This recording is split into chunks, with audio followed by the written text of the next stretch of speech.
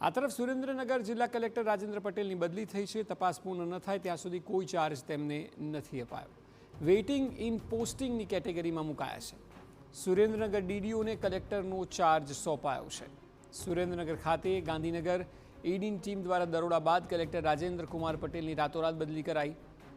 હાલ પૂરતો સુરેન્દ્રનગર જિલ્લા વિકાસ અધિકારી KS યાજ્ઞિકને કલેક્ટર તરીકેનો ચાર્જ સોંપવામાં આવ્યો છે।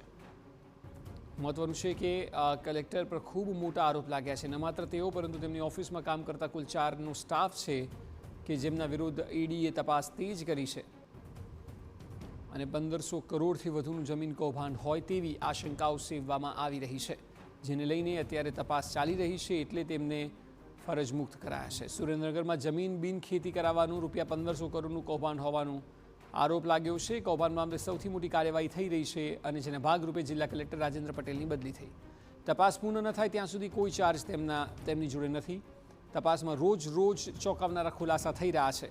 જમીન એને કરવા કૌભાંડીઓએ નક્કી કર્યો હતો પ્રતિ ચોરસ મીટરનો ભાવ। એનીની ફાઇલ માટે પ્રતિ એકર 40,000નો ભાવ હોવાનો આરોપ છે। અગાઉ પ્રતિ એકર રૂપિયા 25,000થી 30,000નો ભાવ હતો। ત્યારબાદ કૌભાંડીઓએ પ્રતિ એકર 40,000થી 50,000 વસૂલ્યાનો આરોપ છે।